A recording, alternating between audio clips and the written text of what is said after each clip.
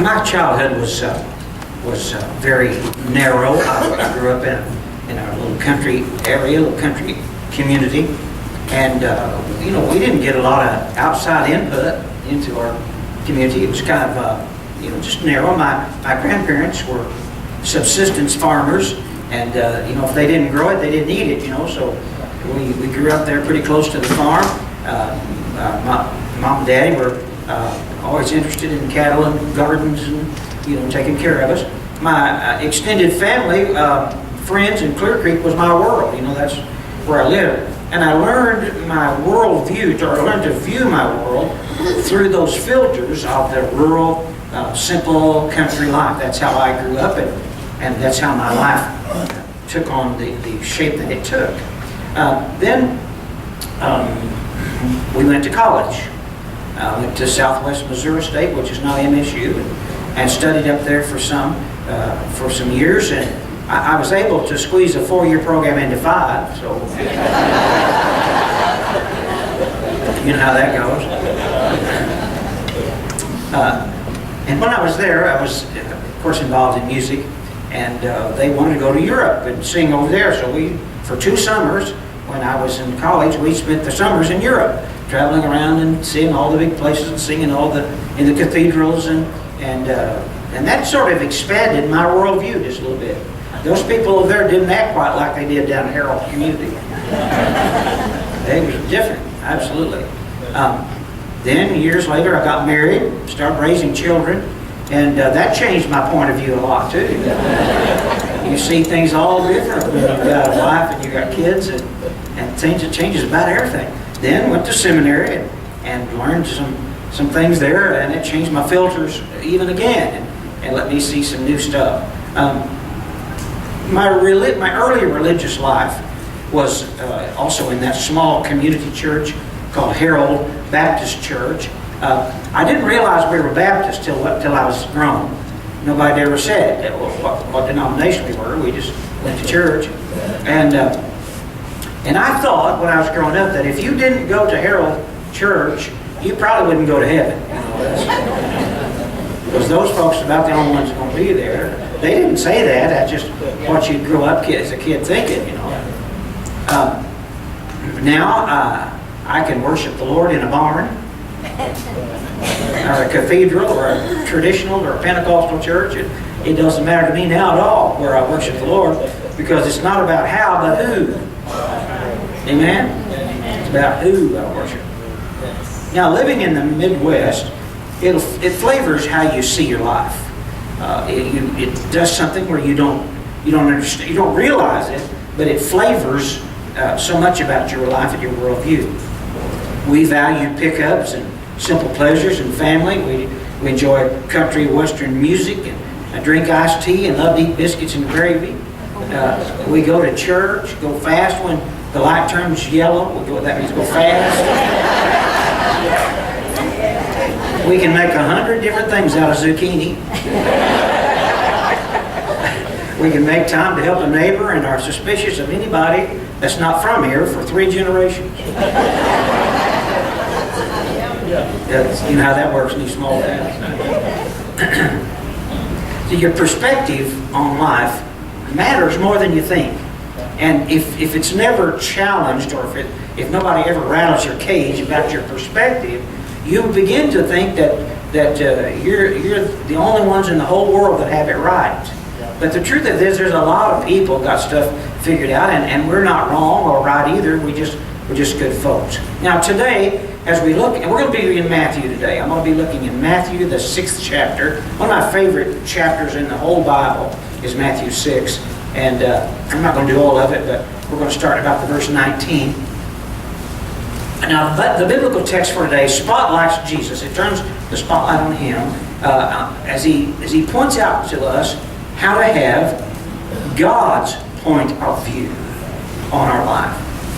Not a Midwestern point of view, not a European point of view, not a St. Louis or New York point of view, but a godly point of view.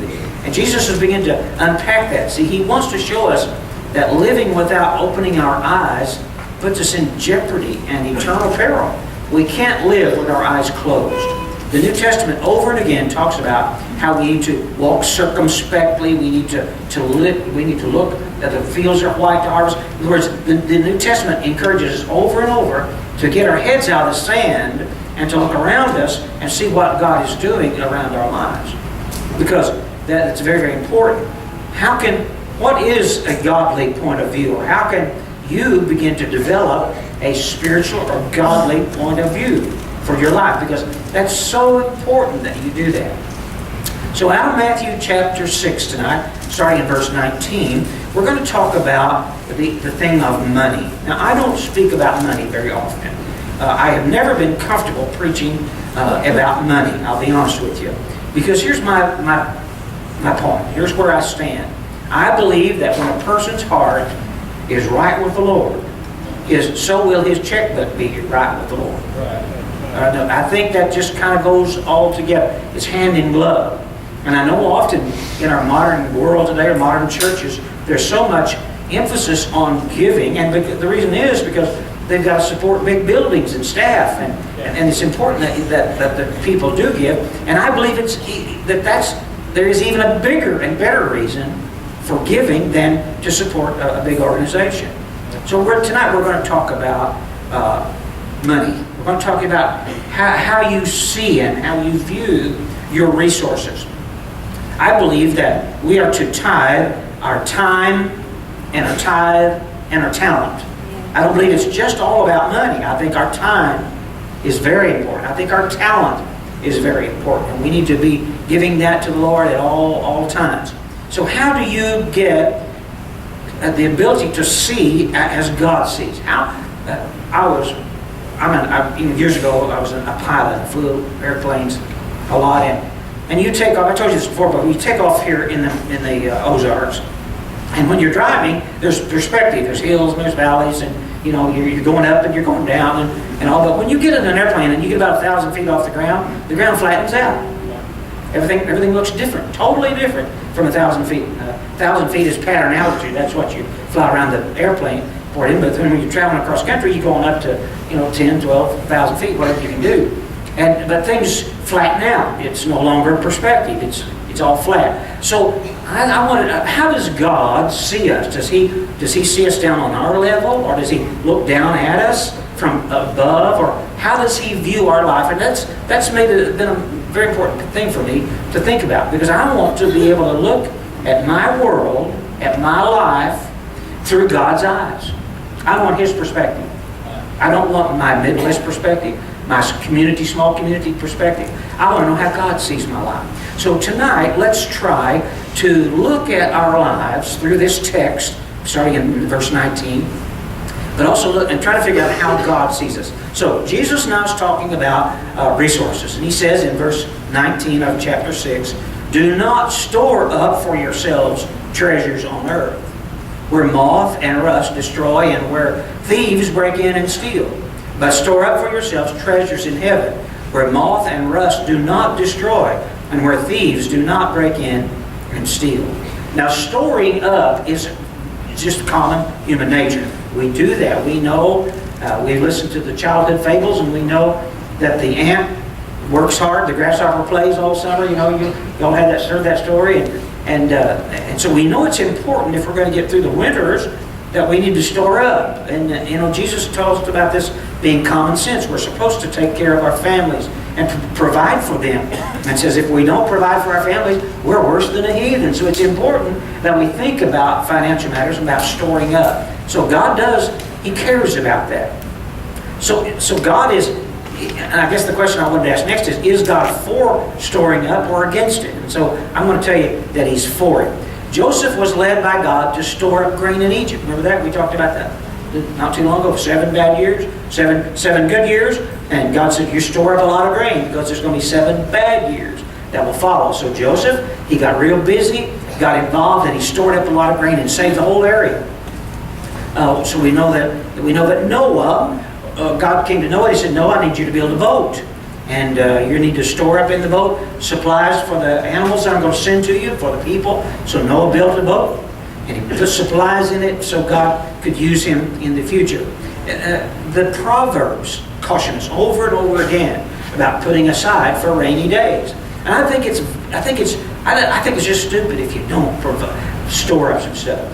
The world, as the mess that I see it in tonight, and as you all see all the problems going on, we probably ought to put some stuff back and start preparing for some hard days. And I encourage you to do that. I think it's silly if you don't put some things up and store. I think our Mormon brothers, don't they try to get 5 years of, or maybe it's, I don't know, my numbers may be off, but I know they talk to all their people about storing up a lot of food, for a long time. I think that's important that we do that. So God's not against planning and preparing for our future. He's not against that at all. What Jesus is going to teach us here is that there's short-sightedness if we only prepare for living on this earth and not prepare for living in eternity. See, we can get so caught up in just taking care of ourselves and piling up resources, putting money in the bank, putting groceries in the cabinet and canning and all that stuff. It's important. But we can get so caught up in that we think we're going to live here forever, and we're not. We're not going to be here forever. But we will be in eternity forever. So we need to learn to store up treasures in heaven, because they're going to last there. And when you get to heaven, the things you've sent ahead will be there waiting for you, and you've prepared for it. Now, in Luke chapter 12, there was a successful man. He'd stored up a great amount of goods. And he had stored up so much that his barns were full. And he walked around, puffed his chest out, and he was thinking, oh my, I've done so good. I've worked so hard, and I put up all this stuff. He said, and look at those barns I've got, those storage barns. They're just full. But he said, you know what I'm going to do? I'm going to tear them all down. I'm going to build bigger barns. That's not enough. I'm going to tear them all down. I'm going to build big barns. I'm going to fill that up. And God came to him that night and he said, you fool. He said, you fool. You forgot that you're not going to live here forever. And you needed to be preparing for the next world, not just for this world. There is nothing at all, as I said, wrong with a financial plan. Listen to what happens here in verse 9. He says, I'll sit back. That same farmer. He said, I'll sit back and say to myself, my friend, you've got enough stored for many years to come. Take it easy, drink, and be merry. But God said to him, you fool, you will die this very night. Then who will get it all? Yes, a person is a fool to store up earthly wealth, but not have a rich relationship with God. The most important thing you can store up is a growing, functional relationship with your Creator. To be able to know Him and to love Him. You see, money can buy a bed, but it won't buy a night's sleep. It'll buy a hammer, but not a carpenter. It'll buy things, but not a friend. It'll buy a toy, but not a child's happiness. A pen and a paper, but not an author. It'll buy a pencil, but not an idea. A house, but not a home. An agreement, but not a peace. Paints, but won't buy an artist. Eyeglasses, but not eyesight. A chair, but not rest. A computer, but not wisdom. A school, but not students. Death, but not life. A flag, but not patriotism. A gun, but not a soldier. A book, but not knowledge. A machine, but not a skill. A desk, but not a teacher. A name, but not a man. And a church, but not religion. An altar, but not salvation. And a cross, but not a Savior. See, money, it won't really buy the important things that we need in our life. So, in 1 Corinthians, in chapter 3, it says, if any man builds on this foundation using gold, silver, and costly stones, wood, hay, or straw, his work will be shown for what it is, because the day will bring it to light. It will be revealed with fire, and the fire will test the quality of each man's work. If what he has built survives, he will receive his reward. If it is burned up, he will suffer loss. He himself will be saved, but only as one escaping through the flames. Now, we're taught very clearly that our activity, our lifestyle, our choices, our deeds, they are either producing gold, silver, or precious stones. Those are the things that will pass through the fire of judgment and be waiting for us when we get to heaven. A lot of the things we spend our life on are stubble, hay, wood, and just grass that burns up. It won't pass through the fire of judgment. And so a man is a fool if he spends all of his time focusing and putting up this stuff that's going to burn up. What we store up will be evaluated in heaven. Now, what are you storing up? Let me ask you that question. What are you putting up? What are you storing for your future, for your eternity? Because it's important that you store it up there, and not just all here. Our motives also play into this. So let me talk to you about now. So first of all, don't make sure that you store up in the right place. The second thing is that you store up for the right reason. Now, it says here, do not store up for yourselves. There is this innate selfishness about human beings. We are, by nature, selfish people. And if we're not careful, we get caught in that closed-loop thinking where everything we do is just for us. Well, I'll do this so that this reward will come to me. I'll act in this certain way, so I'll have this certain thing come to me, back to my life. And we get lost in this circle of selfish thinking. But Jesus says, do not store up for yourselves. See, this is not for us. We're to store it up for others to be blessed. There was a man in Beaumont, Texas. He was a Christian, and he was a wealthy Christian man, and he donated to Baylor University a very large endowment. And he just gave him this huge amount of money, and later business soured up on him. Things changed. He didn't stay up on current trends or whatever, and his business failed. And so after he'd given millions of dollars to Baylor University, his own personal finances were in rack and ruin.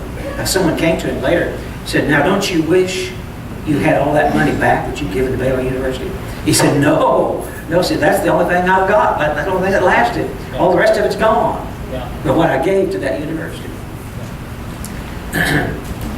In 1 Timothy chapter 6, verse 17, it said, command those who are rich in this present world not to be arrogant, nor to put their hope in wealth, which is so uncertain, but put their hope in God, who richly provides us with everything for our enjoyment. And he says, command them to do good, to be rich in good deeds, and to be generous and willing to share. In this way, they will lay up treasures for themselves as a firm foundation for the coming age, so that they may take hold of the life that is truly life.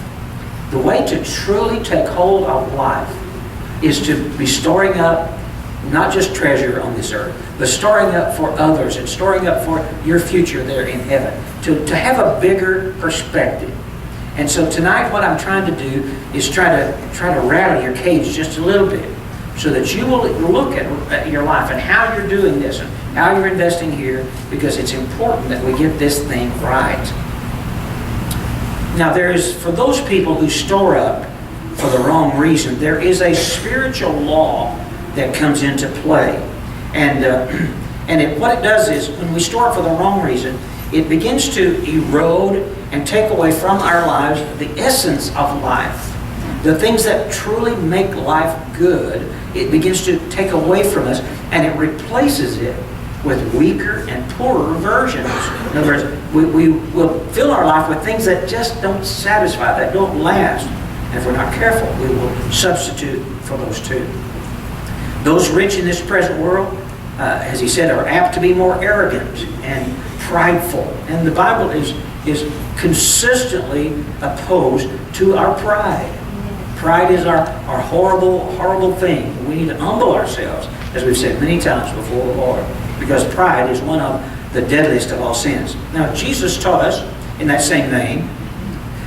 He said, when you go to a banquet or when you're invited to some meal or whatever, he said, the prideful people will go in and they will just sit at the head table. They'll walk in and sit down at the biggest, most important place. And they'll just plop down there and say, oh, I'm important. This is where I need to sit. And then he says, that's kind of embarrassing then when somebody has to come to you and say, now would you go back and sit down here a little bit? He said, humble yourself and always take your seat at the humblest place, the poorest. And then if somebody comes and gets you and brings you to the head table, then you're all that much more blessed. So this goes way beyond just our money and our resources. It goes back to that very basic nature, human nature. And our pride is going to take things away from us that will never be replaced that will never give us what we want or add joy to our life. Human nature teaches us that we are to take care of number one, right? Be the CEO of your own soul, I've heard people say. Or if we don't do it, then who will? We say, if you see, he that tooteth his own, if you don't toot your own horn, you will not get it tooted, or something like that. And the truth of it is, if you have to toot your own horn, if you have to toot your own horn, you're already lost. You've already lost the game. It's so much better if somebody else toots your horn for you. And then, of course, we misquote that famous Bible verse, do unto others before they give a chance to do unto you. In Romans chapter 14, verse 7, it says, for none of us lives to himself. Think about that. Nobody lives to themselves alone, and none of us dies to himself alone. If your life is only about you, you're storing up for the wrong reason and in the wrong place. Let's get this fixed. Now, let's talk about the right place. Where do we need to put this? Because this comes right here. It says, do not store up for yourself treasures on earth. This is not the place to store up treasures.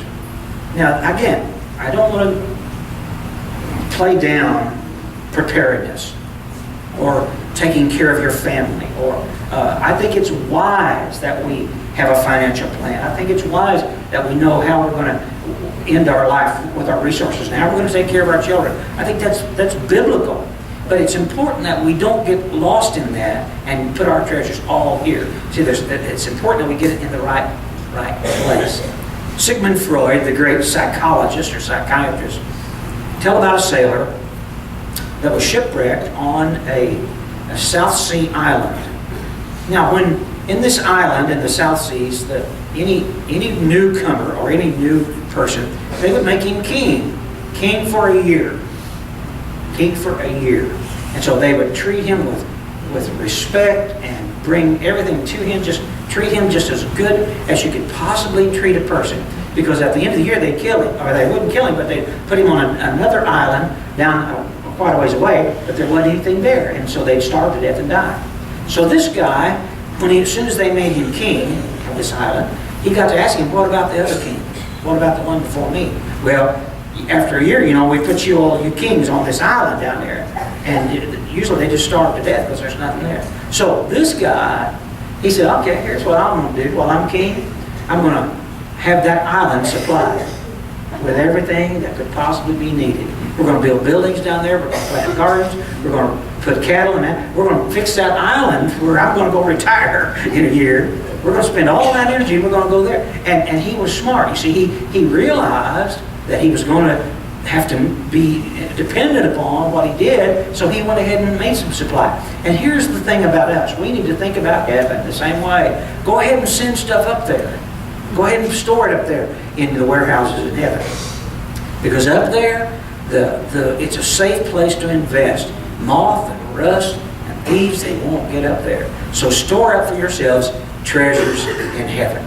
Okay, now you're sitting there asking me, you're wondering, okay, how do you do that? How do I get my treasure in heaven? I know I can go down to the bank and do some things there. I get some money stored there. But how do I get it into heaven? Well, let's see how we do that. See, to have treasure in heaven, you must have faith in God. You've got to have faith. Treasure gets into heaven by your trust, by your belief that God will do what He says He will do. And so we utilize our resources here for things that will last forever. We invest in churches. We invest in humanitarian good things. We invest in helping neighbors. We spend our time, we spend our money here in ways that it gets to heaven. Now, Jesus told us, how we can bless Him directly. And that's whenever we touch someone and love someone, supply someone who is less, who's hurting, who's weak, who's sick. And when we do that, we're handing it into the hands of Jesus. So if you want to get your treasures into heaven, you take care of the people around you. You invest in things God is interested in, and your money gets where it needs to be. Now, in Matthew 19, it says, Jesus answered, if you want to be perfect, go sell your possessions and give to the poor. and you will have treasure in heaven. Then come follow me. When the young man heard this, he went away sad, because he had great wealth. Then Jesus said to his disciples, I tell you the truth, it's hard for a rich man to enter the kingdom of heaven. Again, I tell you, it's easier for a camel to go through the eye of a needle than for a rich man to enter the kingdom of God. In Jerusalem, there are gates that you go through called the eye of the needle. And the camel can go through that. But he has to get down on his knees and has to take off his pack. You with me? Understand with me? He's got to get humble. He's got to get down on his knees. He has to take everything off of him. So to get through the eye of the needle. And it's easier for a rich man. See, it's hard for a rich man to go through. Why is that? Because a rich man, and by the way, I'm speaking to a room tonight full of rich people. You say, no, wait a minute, you don't know my resources. Yeah, I know compared to the rest of the world, you're rich. We're rich, oh my. We're blessed. And it's hard for a rich man to get into heaven. But it's not impossible. But you got to get down on your knees, somebody said, and take off your pack. You got to lighten your load. Same works for you today. Now let's just wind this up. I've been at this long enough. No man can serve two masters. Can't do it. Either he'll hate the one, love the other, or he will be devoted to the one and despise the other. You cannot serve both God and money at the same time. You can't do it. And so you've got to decide who you're going to serve. You can serve money, or he's going to serve God. And remember, the key to a successful life is that we store treasures in heaven. We fall in love with God, and we fall in love with His projects, with the people He cares for, and we bless them, we support them, we fund them, and that way our money gets over where we need to be, where we store up our treasures in heaven. And that's what I want to encourage you to do tonight. Start sending stuff on up. Send it on up, because that's where it'll last. Lord, tonight,